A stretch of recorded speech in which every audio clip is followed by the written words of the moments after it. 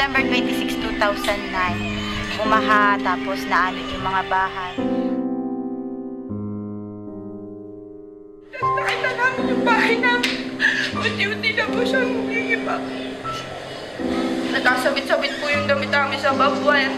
Tapos natatama kami ng mga malalaking troso. Ang iniwan na lang po niya yung mataas na putik. Natabon talaga yung mga bahay. Tapos kasabay ng malalaking agos, may inaanod din ng mga tao.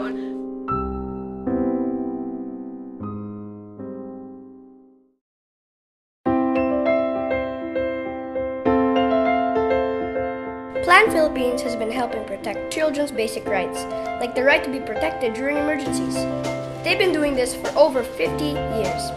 Plan works in 7 provinces, around 33 municipalities, and more than 400 barangays, and even outside those areas, as much as 14 regions, 35 provinces, 78 municipalities, and 894 villages. Every child has the right to grow up in a community that is safe and resilient. So for Plan, who works in the poorest of the poorest communities, working on disaster risk reduction is a very logical thing to do. We invest a lot of energy and time and also financial resources in those communities, and it doesn't make sense to do that if you don't address disaster issues. So we actually incorporate in all of our programs disaster risk reduction, and we do it from a child-centered point of view. Plan Philippines works on making sure all their workers and managers are well trained on disaster risk management, including reduction of disaster risk into all their programs like on education, protection, health, WASH, governance, and livelihood, responding to disaster situations, participating continuously in outside networks, influencing policies and priorities at all levels of government, and making sure DRM is linked to all internal policies and practices. Wala kaming kaalaman, wala kaming gamit. Ngunit nang dumating ang mga international organization na katulad ng Plan Philippines, na kung saan sila ay nag-provide sa amin ng trainings, ng equipment, natutunan po namin ang paggamit nito at ang pag-save ng lives and properties ng mga tao. Kaya nang dumating po ang Bagyong Habagat, zero casualty po kami. So yung mga trainings na na-accord namin sa Plan Philippines, katulad ng mga skills training, mga rope rescue, so nagamit namin yan sa mga real-life operation, then lalo na sa mga responses, then kung may mga bagyo, so gamit na gamit yung mga trainings na na-acquire namin sa kanila. At ito rin yung mga tinuturo namin sa community.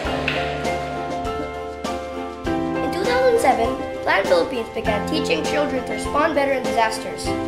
They are now world famous for this. We strongly believe in the fact that children can be agents of change and can play a very important role in disaster risk reduction, both in their schools but also in their communities. Children have a voice, children can hold their local government units accountable, and therefore should be heard. So for us, it's really important that we start with the child. Excited po sila sa pagsali nila sa disaster risk management training na kung saan na-enhance po yung kanilang mga kakayanan. Doon din po na naging responsible sila pagdating ng may disaster, naging aware sila. So, naging volunteer po sila ng Municipal Disaster Risk Reduction Management Council, and tuwing mga ganong kalamidad, kasama namin sila dito sa ito. Yung pinakamahalagang nagawa ng plan ay yung building child-centered, climate smart, our programs.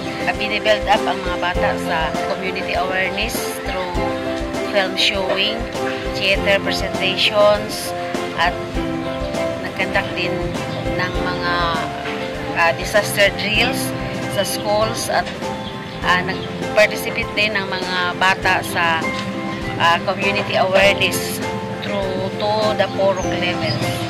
Napatog iyaw niya akong i-first aid. Buto ako rin, iikon nga ang inimpihan niya ingat sa klinik. Siyempre, proud din ako kasi nakakatulong ako sa kanila.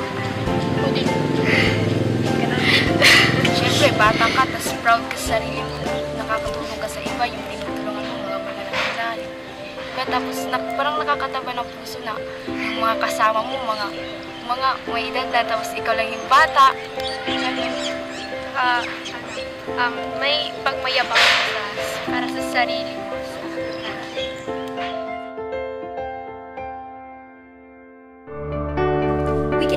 respond to climate change while being taught how to act in disasters.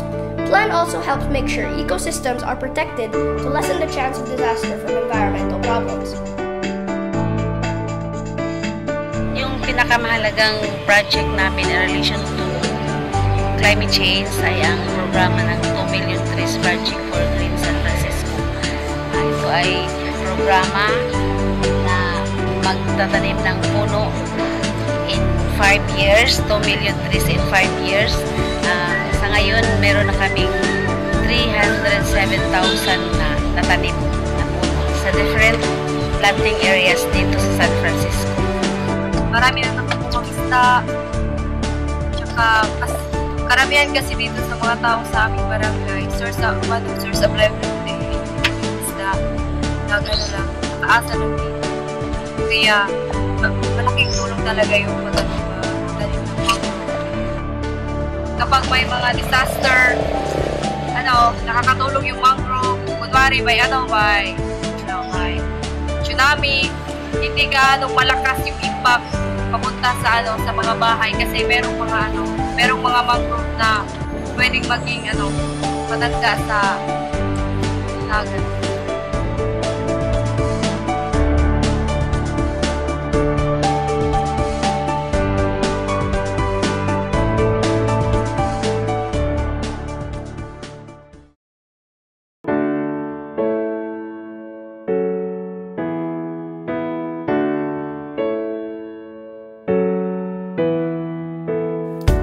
Also provided DRR response to children and their affected families in conflict areas in Mindanao.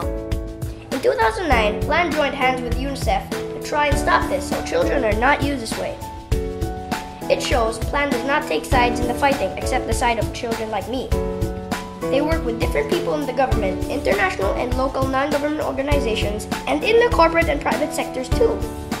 Plan actually has a very good relationship with all of the government agencies that are working on disaster risk reduction and on climate change as well, by the way.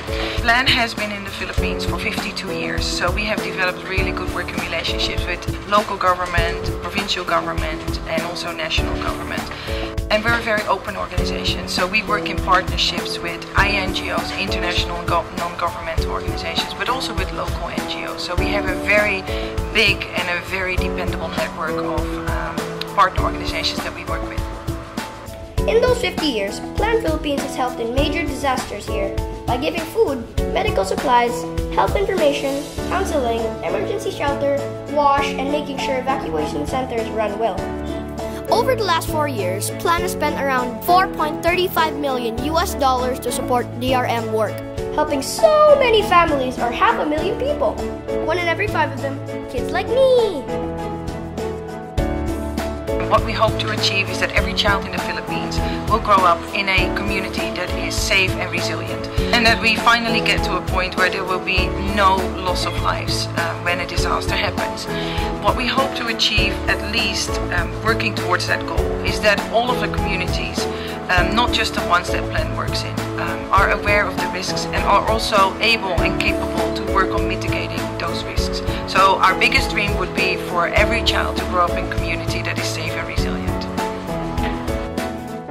Plan Philippines, promoting child rights to end child poverty.